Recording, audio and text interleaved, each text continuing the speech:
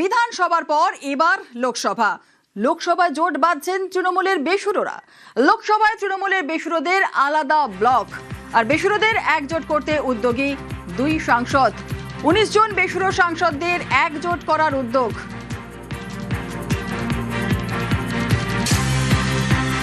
সরাসরি কথা বলবো নিউজ রুম থেকে, কমলিকা সেনগুপ্ত রয়েছেন। সরাসরি কমলিকার সঙ্গে কথা বলবো। কমলিকা, বিধানসভায় তৃণমূলে নব তৃণমূল হয়ে গেছে, আর এবার কি তবে লোকসভায়? এবার লোকসভাতে বেসুরোরা একজোট হওয়া শুরু করেছে, যেটা আমাদের কাছে খবর আসছে, এবং এই একজোট হওয়ার পেছনে দুজন সাংসদ রয়েছে। দুজন সাংসদ ইতিমধ্যেই বিভিন্ন অন্যান্য যারা সাংসদ রয়েছে তাদের সঙ্গে কথা বলছে, এবং সামনের সপ্তাহেই একটা কোনো ঘোষণা বা সামনের সপ্তাহেই তারা কোনো একটা পদক্ষেপ নিতে পারে, যেটা আমরা জানতে পারছি। এবং আমরা একবার মনে করিয়ে দিই যে তৃণমূল কংগ্রেসের 2024-এ তখন যারা জেতে লোকসভায় তাদের 29 জন এমপি তারা পেয়েছিলেন। তার মধ্যে বসিরহাটের একজন এমপি তিনি মারা যান, ফলে এখন 28 জন এমপি রয়েছে, এবং এই 28 জনের এমপির মধ্যে যদি 2/3 দেখতে হয় তাহলে 19 জন এমপি যদি একসাথে হন এবং তারা একজোট বেঁধে তারা যদি অধ্যক্ষর কাছে গিয়ে এই চিঠি দেন যে তারা অভিষেক বন্দ্যোপাধ্যায়কে লোকসভা দলের দলনেতা মনে করছে না এবং তাদের দলনেতা বদলে দেওয়া হোক, সেই জায়গা থেকে দাঁড়িয়ে কিন্তু লোকসভাতেও একই পরিস্থিতি হতে পারে যা বিধানসভায় হয়েছে। এবং দুজন সাংসদ, তার মধ্যে একজন বেসুরো হয়ে ইতিমধ্যেই ফেসবুক এবং অন্যান্য জায়গায় পোস্ট করতে শুরু করেছেন, কয়েকটা পদ ছেড়ে দিয়েছেন, এবং আরও একজন সাংসদ তিনি এই দুজন এই বিষয়ে রয়েছে। যদিও এই সমস্ত বিষয়টা তারা কেউই মুখ খুলতে চাইছে না, কিন্তু দুজন খুবই নামকরা, একজন সাংসদ খুবই বর্ষিয়ান সাংসদ, অন্যজন সাংসদ নতুন সাংসদ কিন্তু খুব নামকরা সাংসদ, এমনটাই আমরা জানতে পাচ্ছি। একেবারেই কমলিকার সঙ্গে থাকো। আর আমাদের অপর প্রতিনিধি অর্থাৎ আবির ঘোষাল রয়েছে, সরাসরি আবিরের কাছে চলে যাব। আবির, লোকসভায় কবের মধ্যে তাহলে বেসুরোরা একদল হবে? দেখো, কমলিকাদি যেটা বলছিল সেটা একেবারেই আলোচনার প্রক্রিয়া শুরু হয়ে গিয়েছে, এবং ইতিমধ্যে দিল্লিতে রাজনৈতিক মহলে গোটা বিষয়টিকে নিয়ে শোরগোল পড়েও গেছে। গত দুদিন ধরে যে সংসদীয় দলের মধ্যে আভ্যন্তরীণ যে একটা দূরত্ব তৈরি হয়ে গিয়েছে, এই বিষয়টি তৃণমূলের শীর্ষ নেতৃত্বের কানেও পৌঁছেছে। যদিও তারা এই বিষয় নিয়ে সরাসরি কোনো মন্তব্য করতে চাইছে না বা বলা ভালো, তারা বোঝানোর চেষ্টা করছে যে কোথাও এই ধরনের কোনো ঘটনা ঘটছে না।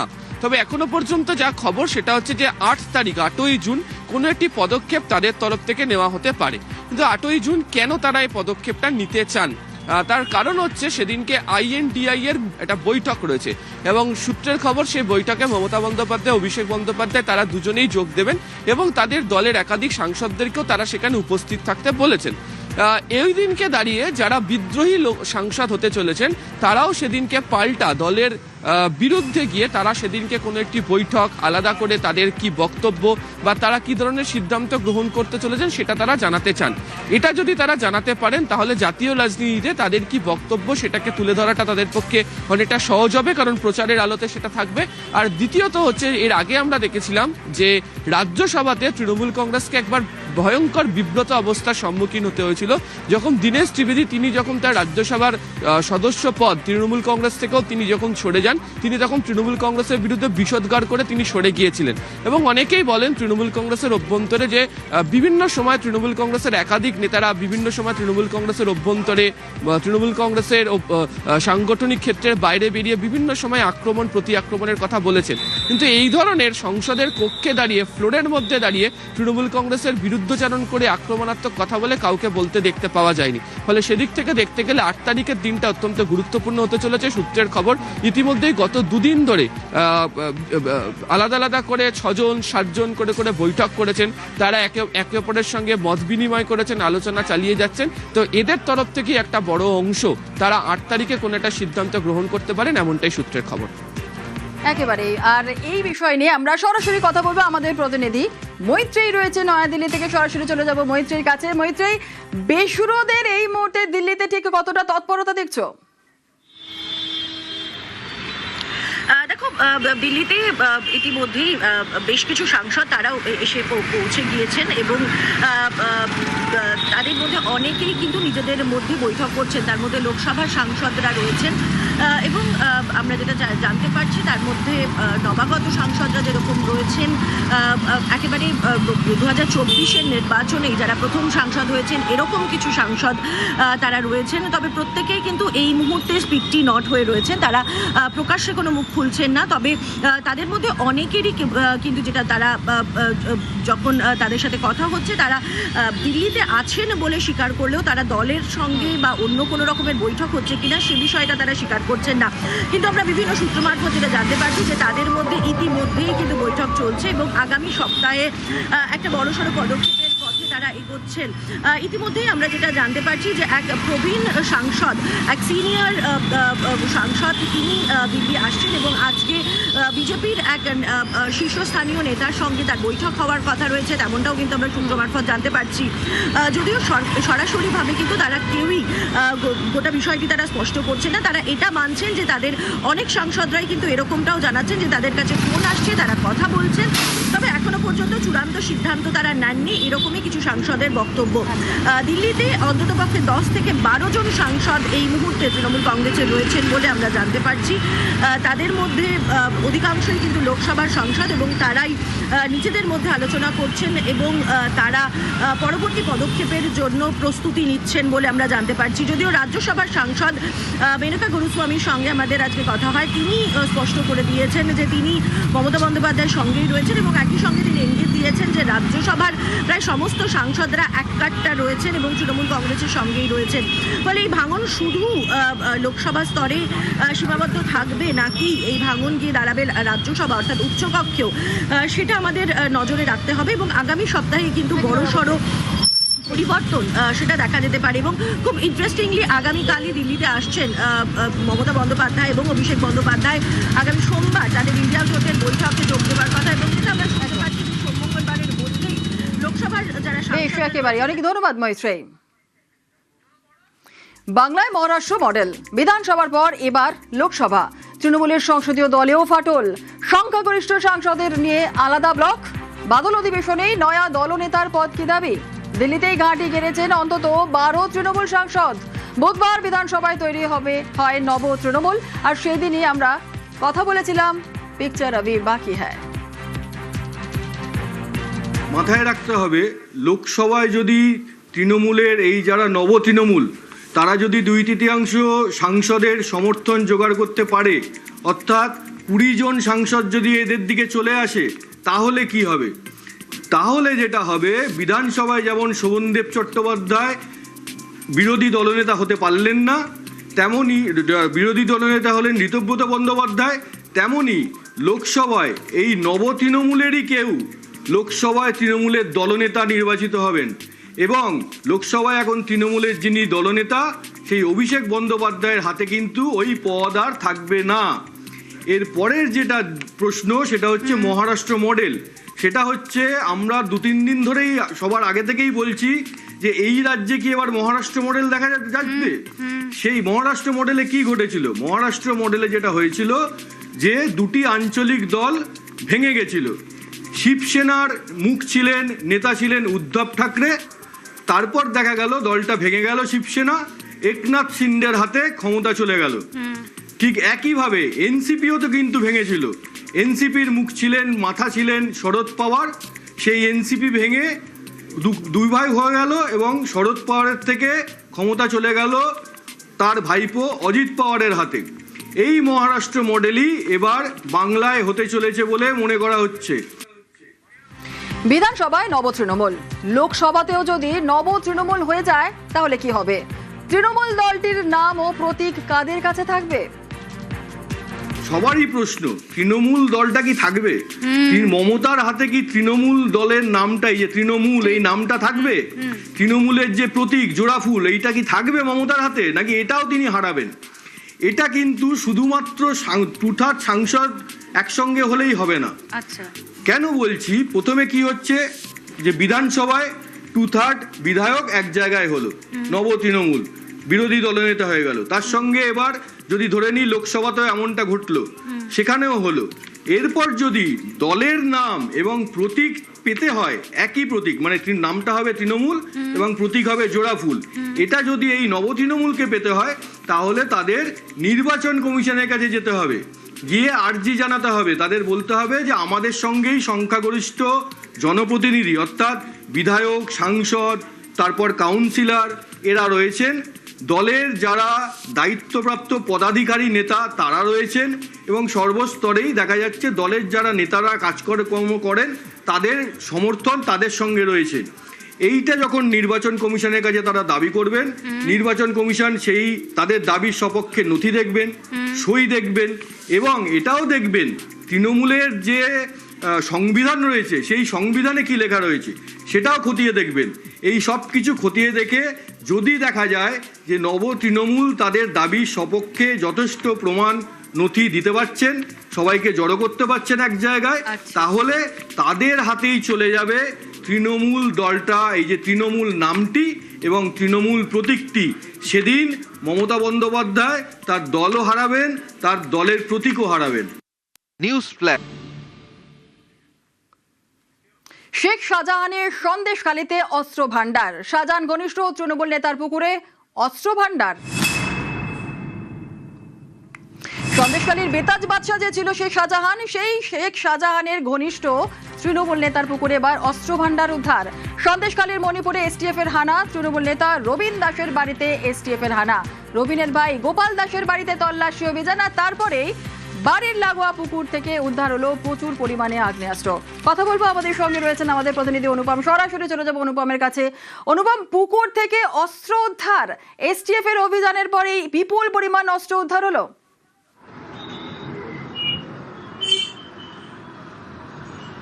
দেখো একদমই এই যে সন্দেশখালীর মণিপুরে যে রবীন দাস এবং গোপাল দাস, সন্দেশখালীর যে বেতাজ বাদশা এবং সন্দেশখালীর যে আতঙ্ক শেখ শাহজাহান তার একদম ঘনিষ্ঠ এই রবীন দাস এবং গোপাল দাস।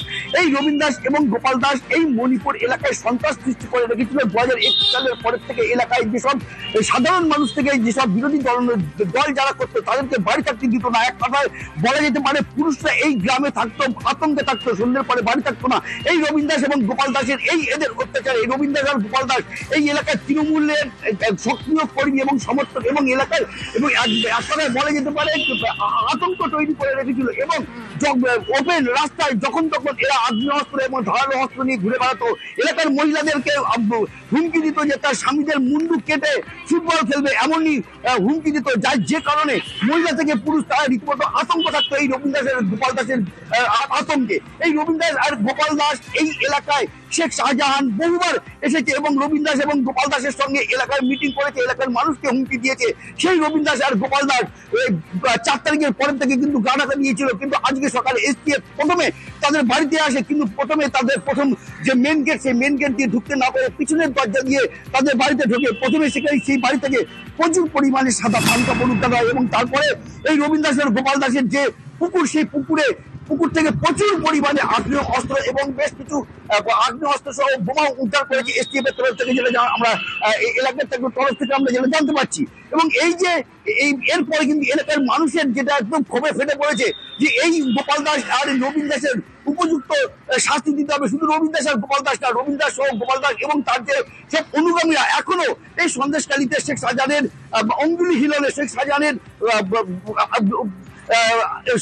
যে অঙ্গুলি হিলনের এলাকায় যে সন্ত্রাস সৃষ্টি করে রেখেছে তাদেরকেও গ্রেপ্তার করতে হবে এই রবীন দাস আর গোপাল দাসের পাশাপাশি।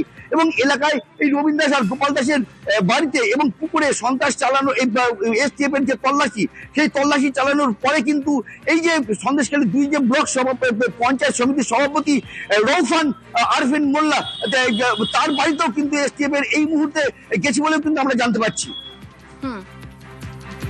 একেবারে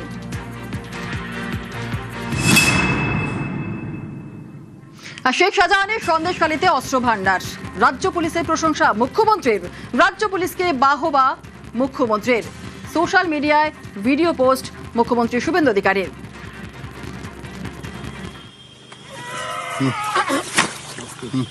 और हाँ एक तो यही है, एक बस्ता होगा, एक बैग होगा। चल चल चल चल चल चल चल चल ए तुई जमाटा खोल आगे। শাহজাহানের সন্দেশখালীর অস্ত্র ভান্ডার, রাজ্য পুলিশের প্রশংসা মুখ্যমন্ত্রী শুভেন্দু অধিকারীর। রাজ্য পুলিশকে বাহবা মুখ্যমন্ত্রী শুভেন্দু অধিকারীর। সোশ্যাল মিডিয়ায় ভিডিও পোস্ট মুখ্যমন্ত্রীর। সোশ্যাল মিডিয়ায় তিনি লেখেন, রাজ্য পুলিশের এই বড় সাফল্যের জন্য আন্তরিক অভিনন্দন। নির্ভুল গোয়েন্দা তথ্যের ভিত্তিতে কুমড়াখালী, বাসন্তী এবং সন্দেশখালীর সরবেরিয়া বাজার সংলগ্ন একাধিক জায়গায় অভিযান এসটিএফ এর। শান্তি শৃঙ্খলা নষ্ট করার জন্য লুকিয়ে রাখা অবৈধ অস্ত্র ভান্ডার সফলভাবে উদ্ধার করা হয়েছে। সফল অভিযানের জন্য ডিজিপি, পশ্চিমবঙ্গ পুলিশ, এসটিএফ এবং বসিরহাট পুলিশ জেলার সমস্ত কর্মীদের দ্রুত পদক্ষেপ ও সমন্বয়ের জন্য ভূয়সী প্রশংসা করছি। আগের জামানায় বছরের পর বছর ধরে অবৈধ অস্ত্র মজুত করা হতো, সাধারণ মানুষকে আতঙ্কিত করার জন্য ব্যবহার করা হতো। এই সংস্কৃতির ফলে বহু বিরোধী দলের কর্মী, বিশেষ করে অত্যাচারের বিরুদ্ধে সোচ্চার হওয়া বিজেপি কর্মীরা জীবন হারিয়েছেন। সেই অন্ধকার দিন এখন অতীত। আমাদের সরকার আইন শৃঙ্খলা পুনঃপ্রতিষ্ঠায় প্রতিশ্রুতিবদ্ধ। পশ্চিমবঙ্গের এক প্রান্ত থেকে অন্য প্রান্ত পর্যন্ত প্রতিটি অবৈধ আগ্নেয়াস্ত্র খুঁজে বের করব। অপরাধমূলক কাজ, রাজনৈতিক সন্ত্রাসবাদকে রাজ্য থেকে নির্মূল করা হবে। শান্তি, নিরাপত্তা ও গণতন্ত্রের জয় হবে।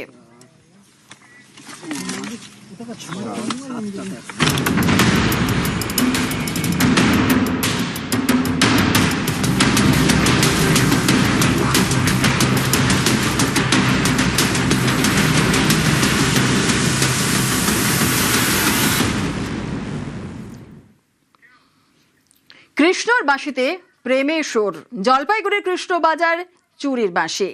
জীবন জুড়ে চুরির স্বরলিপি, সাধারণ জওয়ান থেকে তৃণমূল জামানার মাসিহা। রাজমহলে সার্চ লাইটে আজ দুর্নীতির কৃষ্ণলীলা। রাজমহলে জলপাইগুড়ির কৃষ্ণ কীর্তি।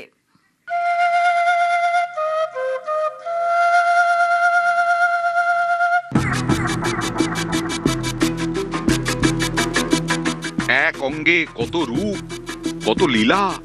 জলপাইগুড়ির কৃষ্ণদাসের চোরাবাঁশিতে শুধুই চুরির চোরা স্রোত। সীমান্তরক্ষী বাহিনী, এসবির জওয়ান, সীমান্তের প্রহরী, দেশের পাহারাদার থেকে দেশ বিরোধী বিচ্ছিন্নতাবাদী। সেটা ৯-এর দশক। সীমান্তের প্রহরী কৃষ্ণ যোগ দিলেন নিষিদ্ধ বিচ্ছিন্নতাবাদী সংগঠন কেএলওতে। তারপর ২০-এর দশক, ২০০৬। কৃষ্ণ তখন সিপিআইএমে, নতুন শিবিরে ও জাঁদরেল নেতা। এরপর ২০১৩ পালাবদলের পর ক্ষমতায় তৃণমূল, কৃষ্ণেরও হাই জাম্প। সিপিআইএম থেকে সোজা তৃণমূলে। তৃণমূলেই কৃষ্ণ ফুলেছেন তরতরিয়ে। অভিযোগ, মন গেছে চুরিতে, তবে মাখন চুরি নয়, গাড়ি, বাড়ি, জমি, চা বাগান।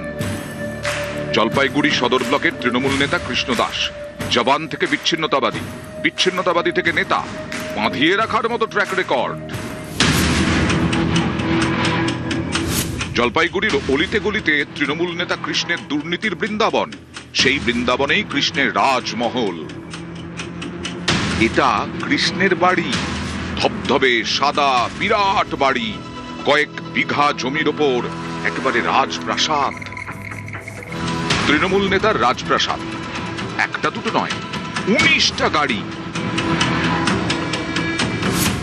সবই 420 চিটিংবাজির কামাই। জেলার এক সাধারণ নেতা, তারই এত লীলা।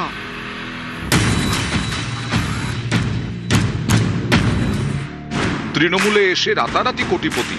তৃণমূলের ভিটামিনেই হৃষ্টপুষ্ট হয়েছেন কৃষ্ণ। ২০১১-এ তৃণমূল ক্ষমতায় আসার পর ঘাসফুল শিবিরে নাম লেখান কৃষ্ণ দাস। প্রথমে পঞ্চায়েত সদস্য, ২০১৮-এ হন পঞ্চায়েত প্রধান। স্থানীয়দের দাবি, এরপর থেকেই ফুলে ফেপে ওঠেন তিনি। এবার জলপাইগুড়ি আসন থেকে তৃণমূলের টিকিটে লড়ে হেরেছেন। তৃণমূল নেতা কৃষ্ণ দাসের বিরুদ্ধে একাধিক অভিযোগ, তিস্তার চর কেটে বালি পাচার, মাটি পাচার, জমি দখল, তোলাবাজি। এসব নিয়ে কোতোয়ালি থানায় একাধিক অভিযোগ রয়েছে। স্থানীয়দের দাবি, পুলিশ এতদিন কোনো পদক্ষেপ করেনি। ভোটে হেরে গিয়ে বিজেপি কর্মীদের কৃষ্ণ দাস মারধর করেন বলে অভিযোগ। কোতোয়ালি থানায় অভিযোগ জমা পড়ে, তারপর থেকে তৃণমূল নেতা বেপাত্তা। অভিযোগ, কৃষ্ণ দাসের দখলে ছিল স্থানীয় কৃষকদের জমি। এখন অনেকেই সেই সব জমি পুনরুদ্ধার করছেন। জমিটা 3 বছর আগে আমার দখল করে রেখেছিল, দিয়ে আজকে আমি জমিটা দখল পেলাম। টাকা ডিমান্ড করেছিল, আমি টাকাটা দিতে পারি নাই। কত টাকা ডিমান্ড করেছিল? 5 লাখ টাকা ডিমান্ড করেছিল আমাকে। 4 বিঘা জমির ধান পর্যন্ত কেটে নিয়ে চলে গেছে। হ্যাঁ, আজকে ভালো লাগছে, জমিটা আমি ফেরত পেয়েছি। বলেছিল এখানে সব ডোনেশন না দিলে পরে চাষ করা হবে না, এরকম করে বিরাট হুমকি দিত।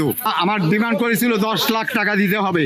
রোডের বাড়ি কতদিন খাইস নাই, এই করিস নাই, এবং কি যে জেল পর্যন্ত খাইতে এসেছে আমার বউ। গরু বাছুর সব আমার গায়ে দুয়াই নিয়ে যেত। আজকে এই বিজেপি সরকার এসেছে রে, তবে গায়ে আমাদের বুকের পাটাটা একটু ধরে এসেছে। তৃণমূল নেতার অবৈধ বালি খাদানেও হানা দিয়েছে পুলিশ। ভোটে হেরেছে কৃষ্ণ, তারপর থেকেই বেপাত্তা। কৃষ্ণের খোঁজে পুলিশ, কৃষ্ণ নেই, পড়ে আছে তার দুর্নীতির বৃন্দাবন। জলপাইগুড়ি থেকে ক্যামেরায় পিনাকি শীলের সঙ্গে শান্তনু কর, নিউজ 18 বাংলা। জেলায় জেলায় চলেছে তোলাবাজি। দোকান দেওয়ার জন্য টাকা নিয়েছে, আমার কাছে 5,000 টাকা নিয়েছে। 20,000 টাকা নিচে তুলেছে কাটমানি। ওখানেই তো লুকিয়ে আসল